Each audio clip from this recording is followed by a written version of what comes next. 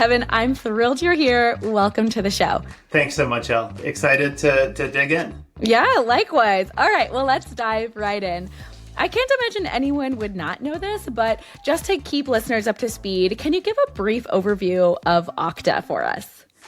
Sure. So Okta makes it easy to sign into all your workplace applications. It keeps them secure and makes sure the right people have access to the right applications. Awesome. Thanks. So Okta, of course, is part of the case study that we'll be discussing today. So with that the topic that we'll be diving into around that case study is building trust with the upmarket segment. And I'll just say this isn't a fluffy brand topic that I think a lot of marketers may think it is. So for the first segment of the show, let's talk through that case study a bit more. What was going on at Okta when you realized you needed to completely overhaul the messaging and the go-to-market strategy for that upmarket segment? Yeah, definitely. So first off, it's funny we're on a product marketing show, but this is not a product, right? Trust is not a product per se, but it is something that our kind of insight was we need to market trust the concept just like we market a product. So some of the same tools and techniques. And so to walk you through what you said, Okta was doing great in the mid-market, but we were trying to move upmarket to really sell to those large enterprises. And Microsoft was our main competitor. They had, 20-year relationships. They had earned credibility. Some people had built their careers on it. And so our deals were stalling because our target customers really weren't willing to make the jump to a relatively new vendor. So we really had to gain the trust of the buying committee. And what we did was really a holistic approach. So this was a company-wide initiative. There was everything from brand to sales. But the question was, how can product marketing contribute to it? And so that's where we came in and we could walk through some of those activities. And ultimately, the goal was really, how do we uplift conversions across the funnel? We actually did a before and after measurement of brand trust scores. So how do we improve those? And then increase win rates against Microsoft specifically in that enterprise category. I love that. So, man, talk about going up against a Goliath. Like, Microsoft is huge.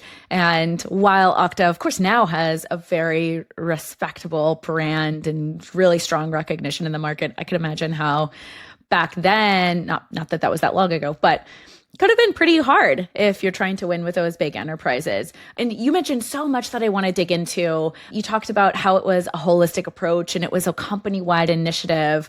And you didn't just slap on, hey, we're secure, some kind of badge, right? You went so much deeper than that. It sounds like you tackled this from like product, sales, marketing, and potentially even, analysts and so many different angles, all while staying consistent on a core narrative. So I want to dig a little bit deeper on how you landed on this. I guess, what was part of that analysis for assessing the situation? Why trust was the main core value that you wanted to anchor on as a company?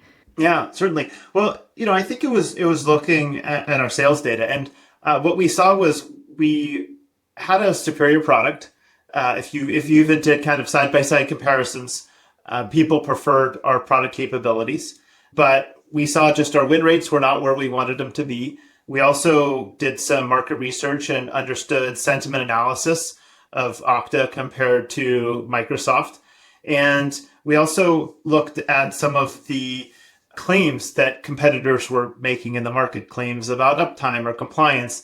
And we recognized that we weren't really at parity with some of these claims, even though maybe our product could deliver the same amount of compliance or same amount of uptime. So it was really looking at both market signals, but also looking at the state of our product. And we really felt our product was ready for the enterprise. So how do we make market perception match market reality? Got it. Okay. And it sounds like multiple members of the team and potentially even third parties, you did so much analysis, and it's analysis from sales and feedback from sales, looking at your win rates. All of that told a story that, hey, our product can do this. Our product can solve the problem that the customer has. We just need to step up to the plate so that they can rely on us for the long haul, like they can with a big beast like Microsoft. Right. There was kind of a vendor consolidation, right? People wanted to choose a few strategic vendors. So our idea was how could we be one of the top five vendors that someone chooses to have a long-term and hopefully $1 million relationship with.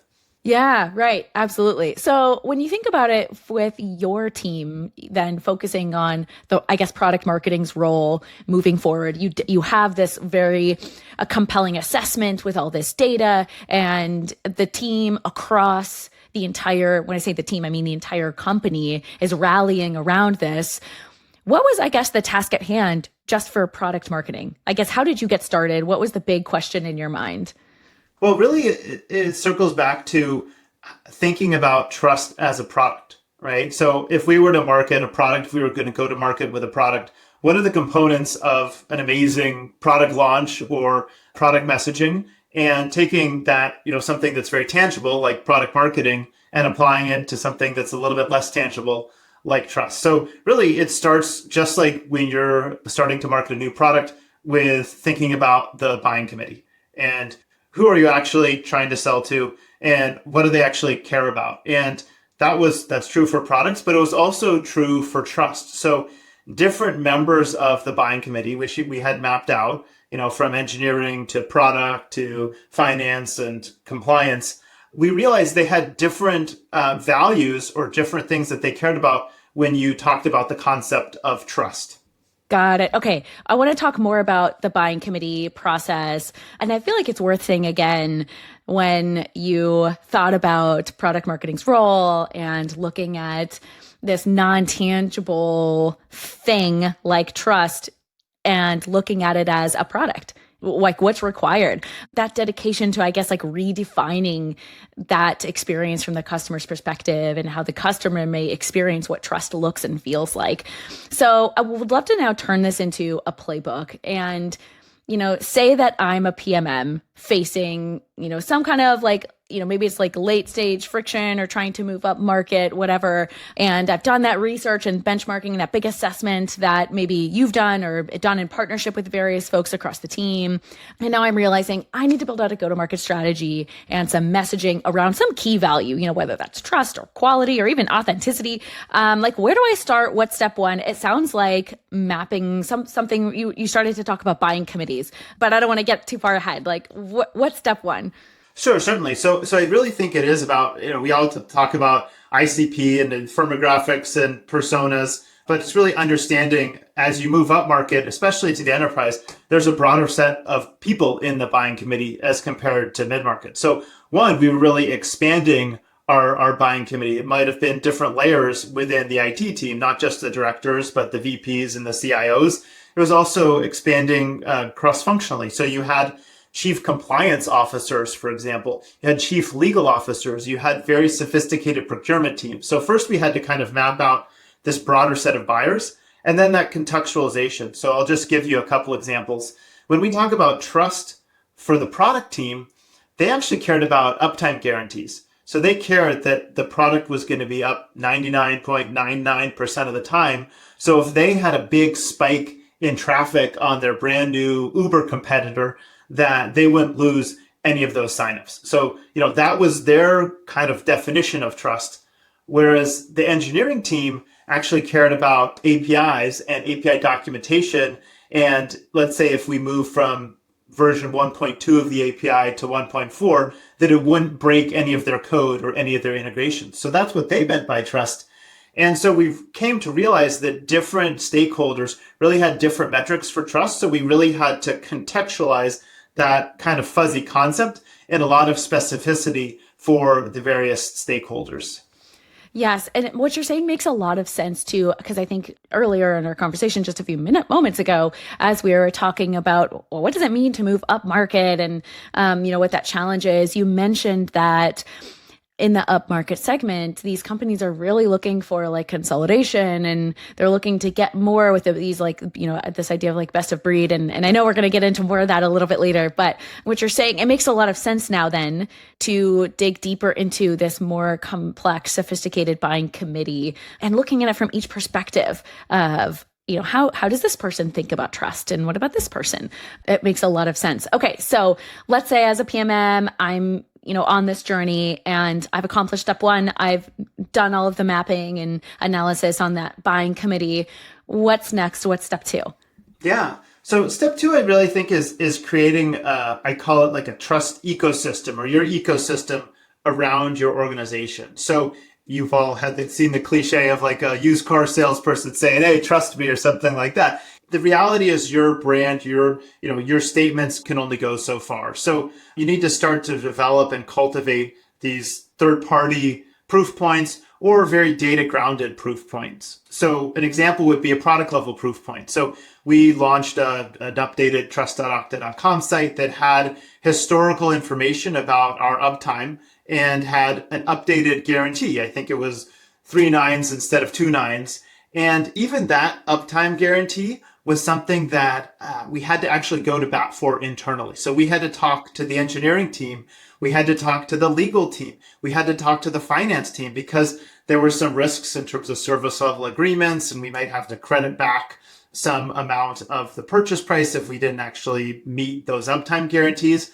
So product marketing, we really need to make the case that this would help increase sales and move it into the enterprise to offset any financial risk or legal risk that we might be exposing by being more specific in our uptime, for example. Yeah, got it. It's so helpful. So there's all kinds of different validation points from, maybe third parties that you can look at. I love, by the way, and I know we're going to get into more later, but building out a separate site to house all the strong validation that you're building makes a lot of sense. And right, it's that trying to say without saying, like, don't just take it from us, like, don't just take my word for it. Okay, so once you get that validation going, how do you take all that work that you've done with the persona and the buy team and put it all together in a story that's, backed by evidence, in addition to that, all that third party data, and like, even bringing customers into the net mix? Like, what's the next step?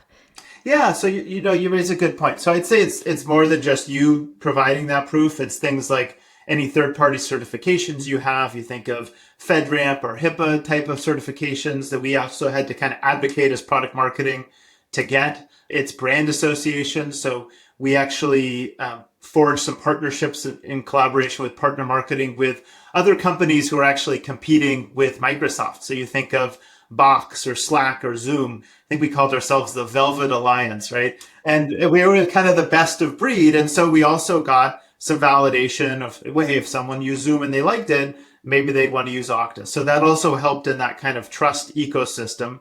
And then I'd say step three is not just those third parties, but really how to get your customers engaged and really kind of trying to tie your trust points that you're trying to demonstrate with some of the business outcomes that your customer actually cares about. So not about efficiency, but really about those business outcomes and how they're really trusting you to help deliver those business outcomes. I love that. I love that. So there's so many opportunities for the third party component, but then taking what's meaningful to the customer and framing all of your capabilities and, the differentiator of your product, rather than starting with, well, what's really meaningful to our customer and their business and what they're trying to achieve. And we did that a lot at Cisco as well, across the company, or at least across marketing. We always frame everything that we're doing around business outcomes for the customer. So I can attest that is a very effective strategy from a PMM perspective. Okay, so bringing it back to our step-by-step process, we've got mapping and contextualizing. We've got the buyer team. We've got building out the validation points. Maybe that's with third parties, and maybe it's with metrics that you can provide with the like you gave the uptime example. And then we have the bringing customers on board, getting them engaged, and really framing the story around their business outcomes.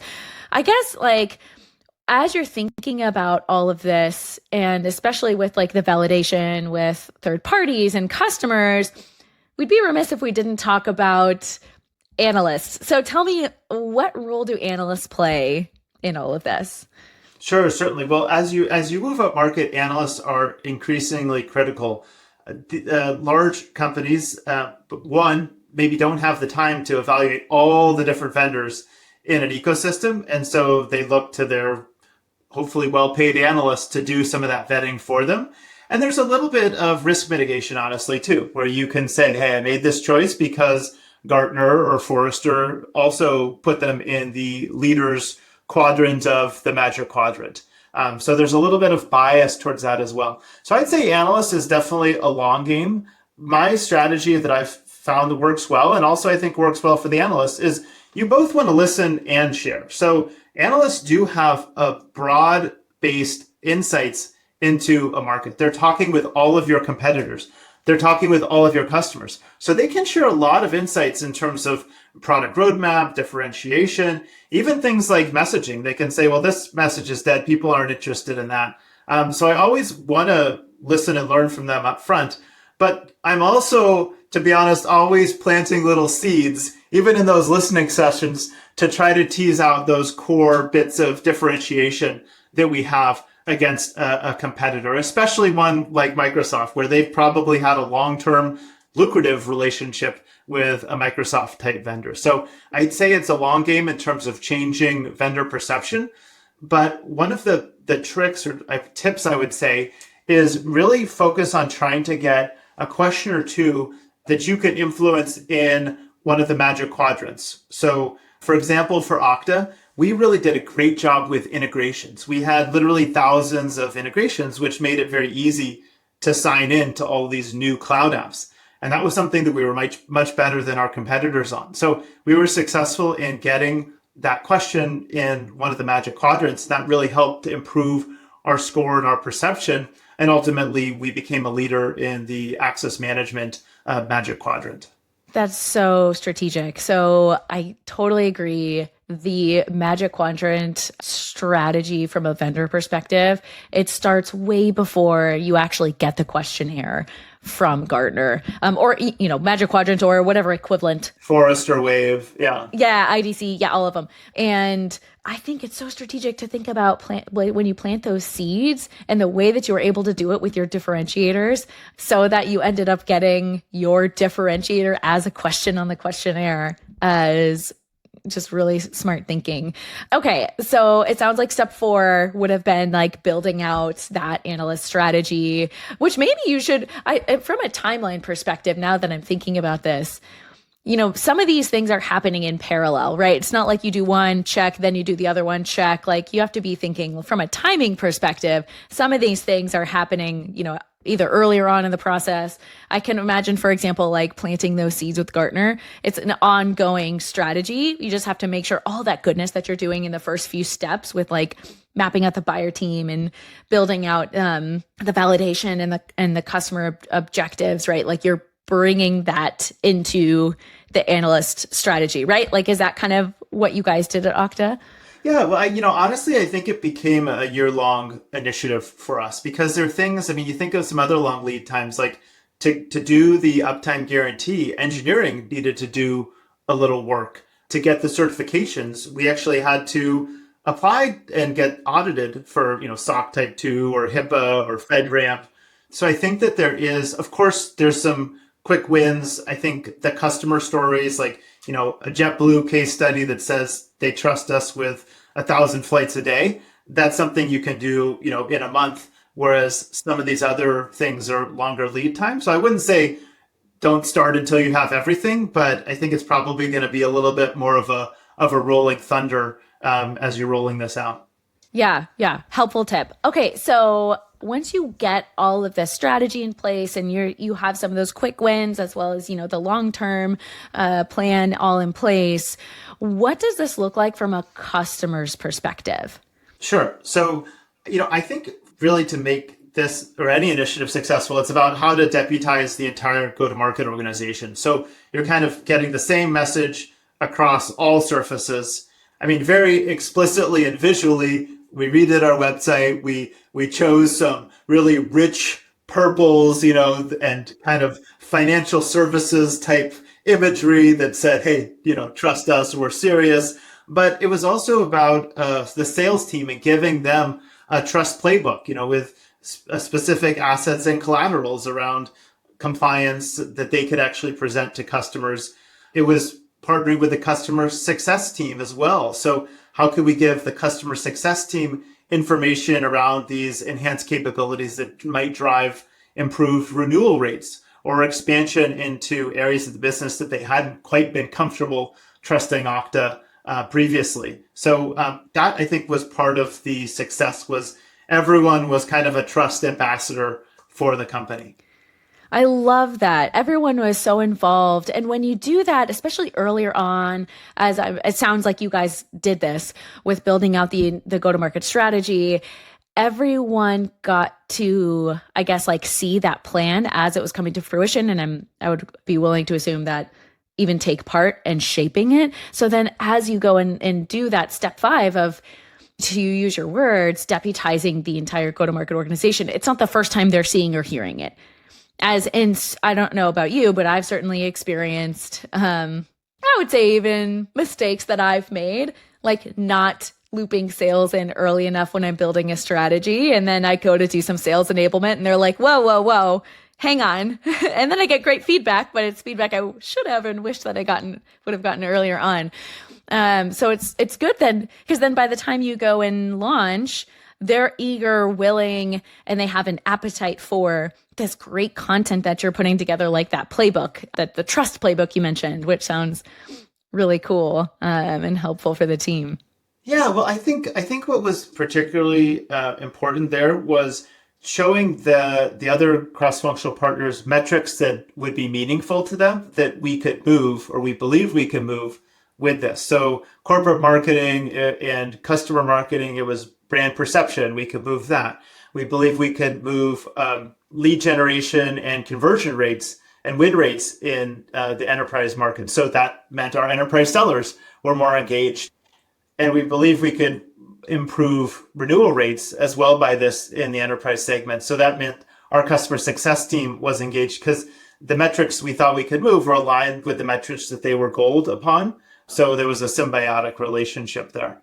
Yeah. Okay. And can you talk a little bit more about the microsite that you or the Okta team built? I guess, like, what was the goal of that microsite and what kind of content did you put on there? I know earlier in our chat you mentioned that you put some of that validation content on there. What else did you use that site for? Sure. So, I mean, I'd say some net new aspects of it was, one, the kind of visual dashboard of our uptime over time. So it was literally a heat map, where you saw green and yellow and red, and hopefully not a lot of red, right? That kind of said, hey, it was a transparency. So we're being transparent with you over 6 months. And so you can actually be confident that what we're claiming is actually what we're delivering. So that was one. The second was kind of fun, is we actually had increasingly been hiring security researchers and regional chief information security officers. So we use this as a launch pad for publishing security research to improve our thought leadership and credibility. That is so smart. I love it. Yeah. And then the third one, which was kind of low-hanging fruit, and I actually think a lot of companies might have this, is there was a lot of documentation that we had to go through for these various certification processes, SOC Type 2 or HIPAA or FedRAMP. And typically that lives in some shared folder. And if some customer asks for it, you send it as a PDF.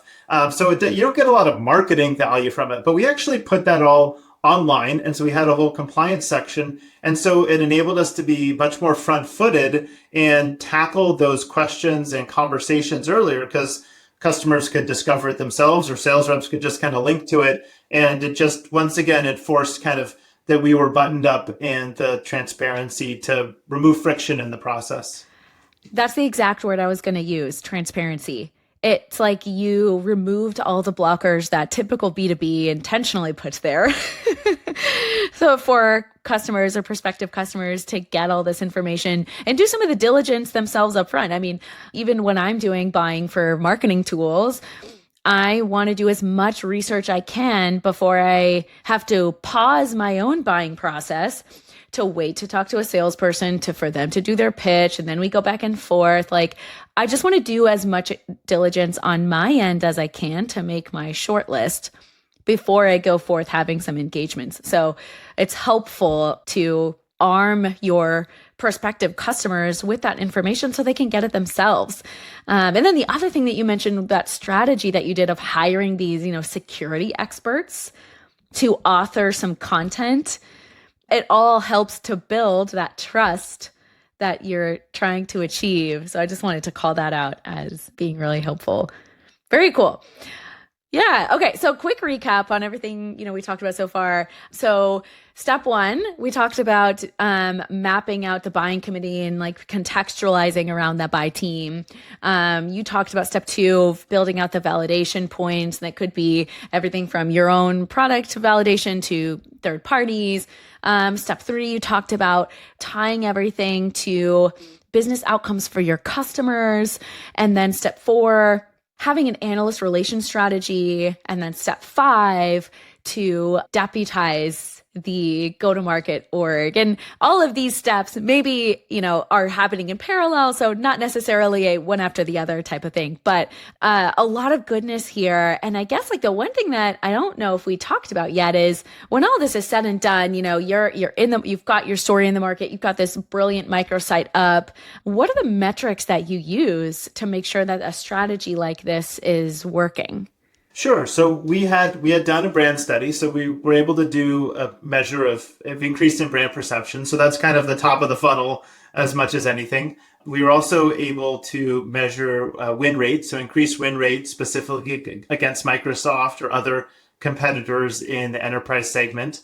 Also, we saw an uplift in those renewal rates in the enterprise segment, so we weren't losing deals back to Microsoft.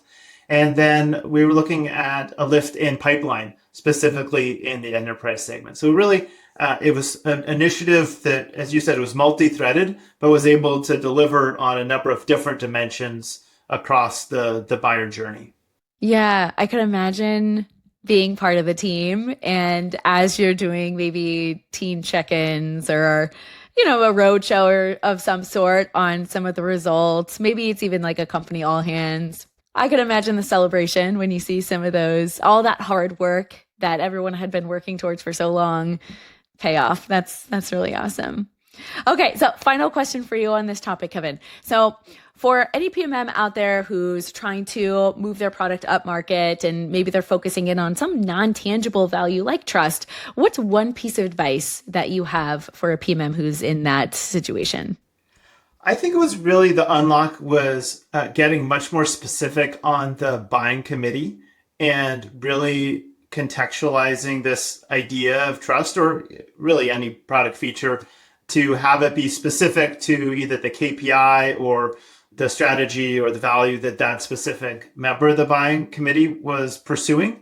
And so that allowed us to really be crisp in terms of the value that we were going to deliver to them on trust. And it also kind of created these new work streams with collaborative partners like engineering, with like sales, like customer success that enabled us to expand the initiative beyond just being a product marketing initiative or marketing initiative to truly a company-wide initiative. Yeah, I think so too. So, and I really appreciate how you and the team thought about what trust looks like across that buyer team. And it made it so much more personal and more genuine when you do it that way versus just applying to what you want trust to be and then slapping it across all the content. It sounds like from the very beginning, you when I say you, I mean you and the rest of the Okta team. You did all this research around really understanding like what signals gave customers that confidence to move forward and what proof they needed to do that. It obviously speaks that it was very successful by doing that approach. And you didn't just throw some, generic trust signals into the mix either. Again, like not just like slapping a badge on the website. You actually built something that's personal and human. So I love that. It's really helpful and appreciate you taking the time to walk us through this playbook. All right. Okay. So closing out that segment and moving on to the next segment of our show is the messaging critique. Okay. So this is where we as product marketers get to analyze real world market messaging. And the fun part is, Kevin, you, my guest, get to pick the company.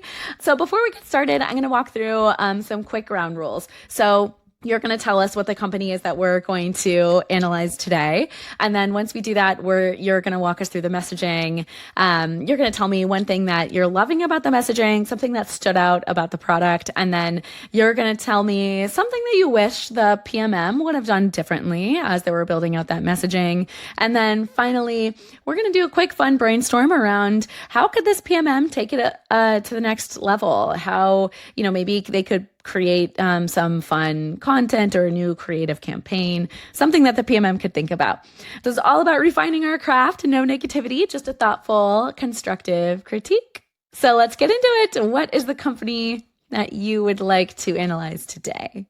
Yeah, so the company I want to look at today is Rippling. It's kind of an everything-in-one tool for small businesses. It does HR, IT, financial things like spend management, payroll. So I think it's interesting because it's kind of a platform, but the buyers are pretty different. Typically, a HR person versus an IT person versus a finance person, they really have to try to reach a really diverse set of buyers, but for a system or a tool that pitches itself as all in one. Yeah. Yeah. The really distinct buyers that you mentioned, right? Like I think you said IT, HR, finance. Those are very distinct buying centers. Okay. So for those of you who want to follow along, check out rippling.com. It's rippling.com. Okay. So tell me about their messaging, like right off the bat. I guess just starting at, like with their header and subheader. What are you seeing here and what's working and not working? Yeah, so their header is employees get more done with Rippling. And here's what I like about it is they're not, because they have such a diverse set of buyers, they're not trying to get something that touches every single buyer. They're talking about the end consumer, which is the employee. So HR, IT, finance, ultimately they in some ways have to be in service of the employee. And if they get help the employee get more done, then that delivers value across the business. So I like how they've kind of thread the needle where this is something that all three of those buyers probably want to have happen. Yeah, so it's kind of like uniting these very distinct buying centers around one common goal. And I heard this, maybe I heard it from a different guest on my show. I can't remember, but I heard this one time where you can tell how good a product is by like when you take it away from your end user and how they react to you taking it away. Like Slack is an example of that. Like when you take away the, like every employee is not the buyer of Slack as an example. But if you take that tool away from them, they're going to be really bummed about it. So applying that similar idea here, obviously I've never used Rippling. I'm not really sure, not speaking at it from that perspective, but the idea is that like uniting all of these different buying centers around giving a tool that employees appreciate or like, ideally, right, they're getting more done. That's maybe a good way to test how effective that tool is. And, so definitely a consideration for those different buying centers. So you like that aspect about it. Okay. And what's something that maybe the PMM could have done differently as they were building out some of their messaging? Sure. So it's interesting just looking at the site itself. There are many calls to action, which is see Rippling, get a demo. All of those drive to a reg form. So to me, it's really clear that this site is owned by demand gen. It's designed to perform, and so in some ways you kind of see like the org chart when you look at a website, and sometimes it's very brandy and sometimes it's very producty. Well, this one is very revenue marketing. And this is a hyper growth company. So, and it's also SMB. So the cost per acquisition is key to the profitability of the product. So I get it. What I would love to see as just a visitor of the site is surfacing a little bit more of the interactivity and engagement, a teaser demo or a teaser quote from an existing customer. Just something that kind of, I'd say, humanizes the product a bit more is, I think, what I'd love to see on the site. I completely agree. And I was thinking that as you were saying. So for example, on their website, here they've got this great headline, this really strong message, employees get more done with Rippling. And then on the side, they have a stat like right next to that, they have a static image, and I think it's a replication of what their product looks like. And that's not bad. In fact, I like seeing what the product looks like. I liked product imagery. I just think they could have done, there's so much more opportunity with that real estate to tie the imagery directly back to employees getting more done. And maybe they're trying to show that with showing they've got talent, benefits, like IT, spend, payroll, like all in that one image. So maybe they're trying to show an all in one. In my opinion, it's a little too much, and it makes your customer, your ICP, have to work a little too hard, I think, to make that connection. So I would like to see them maybe do some brainstorming around how could they make it easier for visitors of the site or their ICP to make it easier for them to draw the connection with whatever imagery they use with that really strong, messaging that they have. So curious what you think about like the imagery. Yeah, I mean, I'd love to see if their site supported it. I mean, that could be an animated GIF. It could be a little carousel. It could be something that kind of has some action or activity around it. Because the workflows are interesting. I mean, you see enrolling in benefits, assigning a computer, assigning a corporate card. Once you zoom in two times and you see some of the capabilities, you're like, oh, this looks good. So I think that surfacing these workflows in an engaging fashion, and maybe a couple of these workflows, I think could really kind of add a little bit more specificity to the product. I completely agree. I think some kind of like animated GIF or something that showed like a process, because as you're saying it, like showing it as a story would be really effective. I do love that they have all the proof points with all of the star ratings that they have. So that's really effective too. And they've got great customer stories on here as well. So what's something that the PMM could consider to take it to the next level? I would be curious about how they use this landing page, because part of me says maybe there's a bunch of microsites that they've created for IT, for HR, so maybe there's a whole play of you're actually targeting specific ICPs, bringing them to an IT or an HR specific landing page, having more specific messaging, and then kind of over time expanding into these other areas. So I would be curious about their land and expand strategy, and maybe go deeper on some more targeted microsites or landing pages specific to those buyers.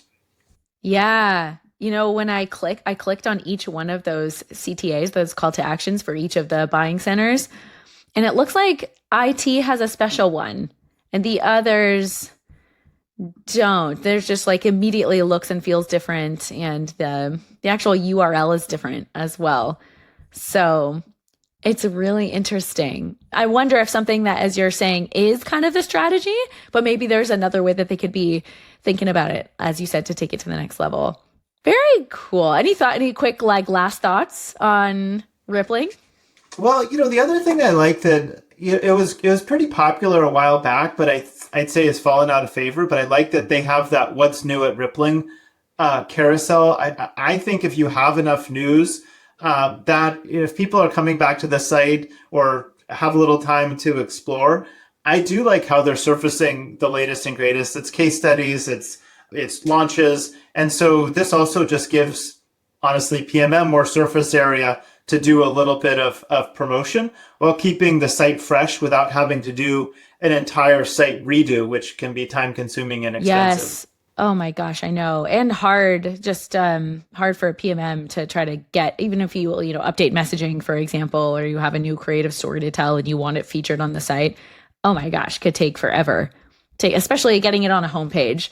So yeah, that's a really good call out. Okay, cool. Well, hey, Rippling PMMs, great work. We like your strong messaging, and we've got some ideas for you if you're open to it. All right, so that concludes the messaging critique segment. So, Kevin, there's one thing I want to do before we go. I like to make space for what I call a moment of gratitude on the show, because in product marketing, none of us get here alone.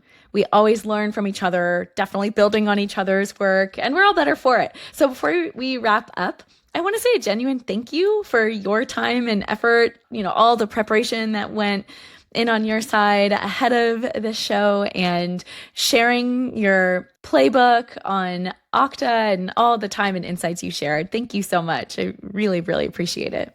Thanks. It was a lot of fun, Al. Yeah, of course. And I'd love to now turn it over to you. Who's maybe one or two PMMs who's made a real impact on your career? This is a great time to give them a little shout out.